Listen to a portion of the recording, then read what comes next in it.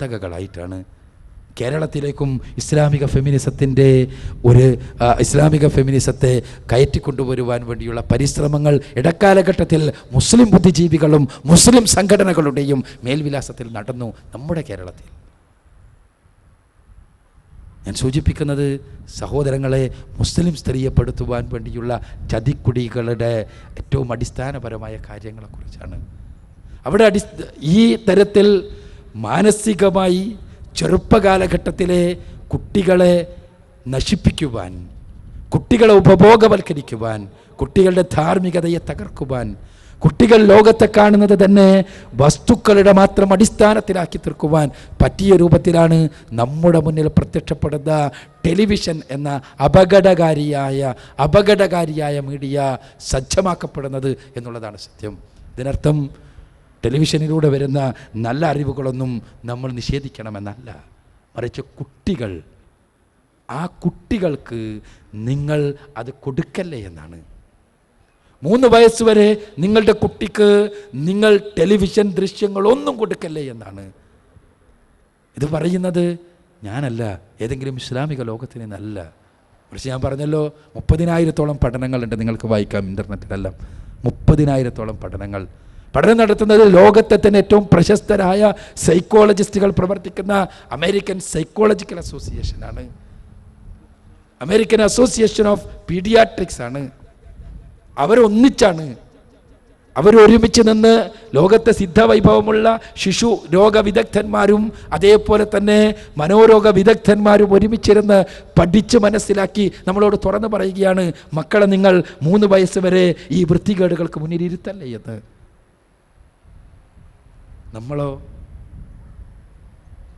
നമ്മൾ ആലോചിക്കേണ്ടതാണ്, ചിന്തിക്കേണ്ടതാണ്. സഹോദരങ്ങളെ, ഈ രൂപത്തിൽ ഓരോ തലത്തിലും മുസ്ലിം സ്ത്രീയെ എന്നല്ല മനുഷ്യ സമൂഹത്തെ മൊത്തത്തിൽ തന്നെ അധാർമികവൽക്കരിക്കുവാൻ വേണ്ടിയുള്ള ബോധപൂർവമായ പരിശ്രമങ്ങൾ നടക്കുമ്പോൾ പുതിയ തലമുറയെ വളരെ സമർത്ഥമായി സെക്സ് ടൂറിസത്തിൻ്റെ രംഗത്തേക്ക് കൊണ്ടുപോകുവാൻ നമ്മുടെ കേരളത്തിൽ കടക്കണ്ണുകളുമായി കേരള സർക്കാർ അടക്കം കാത്തിരിക്കുന്നു എന്ന് പറഞ്ഞാൽ നിങ്ങളെന്നെ തെറ്റിദ്ധരിക്കരുത്, ഞാൻ രാഷ്ട്രീയം പറയുകയാണ് എന്ന്. അതെ, യുനിസെഫിൻ്റെ ഒരു സെക്സ് എഡ്യൂക്കേഷനുണ്ട്. എന്താണ് ഈ സെക്സ് എഡ്യൂക്കേഷൻ എന്താണ് യുനിസെഫിൻ്റെ സെക്സ് എഡ്യൂക്കേഷൻ? ലോകത്തെങ്ങുമുള്ള കുട്ടികളെ, അഡോളസൻസിലെത്തിയ മക്കളെ ലൈംഗിക വിദ്യാഭ്യാസം പഠിപ്പിക്കുകയാണ്. നല്ലത്. കുട്ടികൾക്ക് ലൈംഗികതയെക്കുറിച്ച് അറിയണം, പഠിക്കണം. ഇല്ലെങ്കിലോ അപകടം ഉണ്ടാകും. ശരി, എന്താണ് ഈ ലൈംഗിക വിദ്യാഭ്യാസം? ലൈംഗിക വിദ്യാഭ്യാസം കൊടുക്കുന്നതിനുള്ള പ്രേരകം എന്താണ്? എയ്ഡ്സ് കൺട്രോൾ സെല്ലുകളാണ് ലൈംഗിക വിദ്യാഭ്യാസം നടത്തുന്നത്. അതിനുള്ള പ്രേരകം എന്താണ്? എയ്ഡ്സ് വ്യാപിക്കുന്നു, കണക്കുകൾ ഇഷ്ടം പോലെ അല്ലേ? ലോകത്ത് എയ്ഡ്സ് വ്യാപിക്കുന്നതിനെ കുറിച്ചുള്ള കണക്കുകൾ പറയേണ്ടതില്ല. ആ കണക്കുകളുടെ വെളിച്ചത്തിൽ, എയ്ഡ്സ് വ്യാപിക്കുന്ന കണക്കുകളുടെ വെളിച്ചത്തിൽ സംഭവിച്ചു കൊണ്ടിരിക്കുന്നത് എന്താണ് എന്ന് നമ്മൾ അറിയണം. എന്താണ് സെക്സ് എഡ്യൂക്കേഷൻ? അവർക്ക് പറയാനുള്ളത് ABC എന്നാണ്. വളരെ സിമ്പിൾ, വളരെ ചുരുക്കത്തിൽ. എന്താണ് ABC? കുട്ടീനെ പഠിപ്പിക്കാൻ പോകുന്നത് A ആബ്സ്റ്റിനൻസ് ആണ്, ബി ഫെയ്ത്ത്ഫുൾ ആണ്, C കോണ്ടംസ് ആണ്. നിങ്ങൾ എയ്ഡ്സിൽ നിന്ന് രക്ഷപ്പെടണമോ? ആബ്സ്റ്റിനൻസ്, നിങ്ങൾ ലൈംഗികതയിൽ നിന്ന് മാറി നിൽക്കുക. ഓ, എത്ര നല്ല സിദ്ധാന്തം! നിങ്ങൾ എയ്ഡ്സിൽ നിന്ന് രക്ഷപ്പെടണമോ? ബി ഫെയ്ത്ത്ഫുൾ, നിങ്ങൾ വിശ്വസ്തരാവുക. ലൈംഗിക ബന്ധത്തിൻ്റെ കാര്യത്തിൽ ഇണകളോട് വിശ്വസ്തത പാലിക്കുക. എത്ര നല്ലത്! ഇത് രണ്ടും നിങ്ങൾക്ക് കഴിയുന്നില്ലെങ്കിൽ, നിങ്ങൾ എയ്ഡ്സിൽ നിന്ന് രക്ഷപ്പെടണമോ? നിങ്ങൾ കോണ്ടംസ് ഉപയോഗിക്കുക. എന്തുകൊണ്ട് ഈ എഡ്യൂക്കേഷൻ അപകടമാകുന്നു? ഇത് പഠിപ്പിക്കുന്നത് സെക്കുലർ സ്കൂളിലാണ്. അത് പഠിപ്പിക്കുന്നത് സെക്കുലർ ടീച്ചറാണ്. അതോടൊപ്പം തന്നെ ഇത് പഠിപ്പിക്കുമ്പോൾ കുട്ടിയെ പഠിപ്പിക്കുന്നത് ഏറ്റവും കുട്ടിയുടെ പൊട്ടാൻ നിൽക്കുന്ന പ്രായത്തിലാണ്. അത് പഠിപ്പിക്കപ്പെടുന്നത് വഴി കുട്ടിയെ ചെറുപ്പകാലഘട്ടങ്ങളിൽ മുതൽക്ക് തന്നെ ഈ മീഡിയകൾ വളർത്തിക്കൊണ്ടുവന്ന കുട്ടിയുടെ വ്യക്തിത്വത്തിനനുസരിച്ച് അവന് ആബ്സ്റ്റിനൻസ് സാധ്യമല്ല. ആബ്സ്റ്റിനൻസ് അവന് കഴിയില്ല. ബി ഫെയ്ത്ത്ഫുൾ ആകണമെങ്കിൽ അവന് വിവാഹം ചെയ്തിട്ട് വേണം, അവൾക്ക് വിവാഹം ചെയ്തിട്ട് വേണം. വിവാഹത്തെക്കുറിച്ച് നമ്മൾ പറഞ്ഞ് പഠിപ്പിച്ചിട്ടുണ്ട്. 24 വിദ്യാഭ്യാസ രംഗത്ത് പെണ്ണിനാണെങ്കിൽ പരമാവധി എവിടെയെങ്കിലും എത്തിയിട്ടേ നീ കല്യാണം കഴിക്കാവൂ എന്ന്. അപ്പോൾ പിന്നെ ഈ ലൈംഗികത എന്ത് ചെയ്യണം? ഉത്തരവുണ്ട്. സി. എത്ര സുന്ദരമായ ഉത്തരം! ഇതേ ലൈംഗിക വിദ്യാഭ്യാസമാണ് സഹോദരന്മാരെ യുനിസെഫ് എന്ന് പറയുന്ന മുതലാളിത്തത്തിൻ്റെ, സെക്സ് മാർക്കറ്റിങ്ങിൻ്റെ, സെക്സ് ടൂറിസത്തിൻ്റെ പുതിയ കോലങ്ങളിൽ പ്രത്യക്ഷപ്പെടുന്ന യുണൈറ്റഡ് നേഷൻസിൻ്റെ യുനിസെഫ് ഉണ്ടല്ലോ, ഇതേ ലൈംഗിക വിദ്യാഭ്യാസമാണ് പതിറ്റാണ്ടുകൾക്ക് മുമ്പ് തായ്ലൻഡിൽ നടപ്പാക്കിയത്. ആ തായ്ലൻഡിൽ നിന്ന് സെക്സ് ടൂറിസത്തിൻ്റെ പറുദീസയാണ് എന്ന് നമ്മൾ തിരിച്ചറിയണം. അതേ വിദ്യാഭ്യാസമാണ് നമ്മുടെ കേരളത്തിൽ സർക്കാർ ചെലവിൽ പഠിപ്പിക്കപ്പെട്ടുകൊണ്ടിരിക്കുന്നത്. കുട്ടികൾക്ക് കൊടുക്കുക എന്താ? അനാട്ടമി പഠിപ്പിക്കുകയാണ്.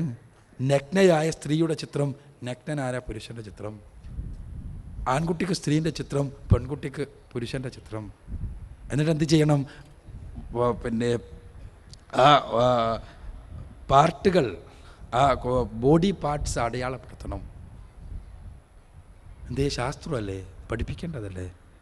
പഠിപ്പിക്കേണ്ടതാണ്. പക്ഷെ പഠിപ്പിക്കേണ്ടവർ പഠിപ്പിക്കേണ്ടതാണ്. അവിടെ പഠിപ്പിക്കപ്പെടുന്നത് എന്ത്?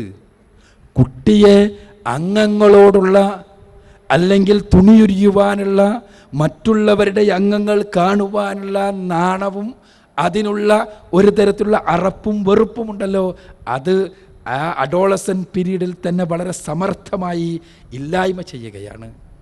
ഒപ്പം തന്നെ നമ്മൾ അറിഞ്ഞില്ലേ, ഇന്ന് വേശ്യാന്ന് വിളിക്കാൻ പാടില്ല, പ്രോസ്റ്റിറ്റ്യൂട്ട് എന്ന് വിളിച്ചാൽ നിങ്ങൾക്കെതിരെ ചിലപ്പോൾ നിയമമുണ്ടാകാം. നിങ്ങൾ വിളിക്കേണ്ട സെക്സ് വർക്കർ എന്നാണ്. സെക്സ് വർക്കർ എന്നേ വിളിക്കാൻ പറ്റൂ. എന്തുകൊണ്ട്? Sex is A work. prostitution is a legal work. അത് നിയമപരമായൊരു ജോലിയാണ്, ഒരു ജോലിയുടെ മാന്യത. കേരളത്തിലാണ് ലോകത്തിന് ഒരു ലൈംഗിക തൊഴിലാളി തൻ്റെ ആത്മകഥ എഴുതി, അത് തൻ്റെ ആത്മകഥയാണെന്ന് പ്രഖ്യാപിച്ച്, ഞാൻ ലൈംഗിക തൊഴിലാളിയാണ് എന്ന് പച്ചയായി പറഞ്ഞ് ഒരു ലൈംഗിക തൊഴിലാളിയുടെ ആത്മകഥ എന്ന ഗ്രന്ഥം എഴുതപ്പെട്ടത്. അതേ കേരളത്തിൽ തന്നെ ആ പുസ്തകം എഴുതിയ കാരണത്താൽ മാത്രം അതേ ലൈംഗിക തൊഴിലാളി ഏറെ വിഗ്രഹവൽക്കരിക്കപ്പെട്ടു. നമ്മുടെ മീഡിയകളെല്ലാം അവർ സ്ത്രീവിമോചനത്തിൻ്റെ വക്താവായി അവതരിപ്പിച്ചു. എന്തേ കാരണം?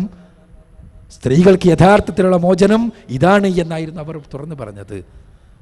ഭർത്താക്കന്മാരുടെ കുഞ്ഞുങ്ങളെ മാത്രം പ്രസവിക്കുവാൻ വിധിക്കപ്പെടുന്ന സാധാ സ്ത്രീകളെ ഞങ്ങൾ ഇഷ്ടമുള്ള ആളുകളുടെ കുഞ്ഞുങ്ങളെ പ്രസവിക്കാൻ കഴിയും, ഞങ്ങളെപ്പോലെ സ്വാതന്ത്ര്യമാർക്ക് എന്ന് പച്ചയായി എഴുതിയ പെണ്ണിനെ, അവളുടെ പുസ്തകത്തെ വിഗ്രഹവൽക്കരിച്ചു നമ്മുടെ കേരള സംസ്ഥാനം. ഇത് ചിരിച്ചു തള്ളേണ്ട വിഷയമല്ല.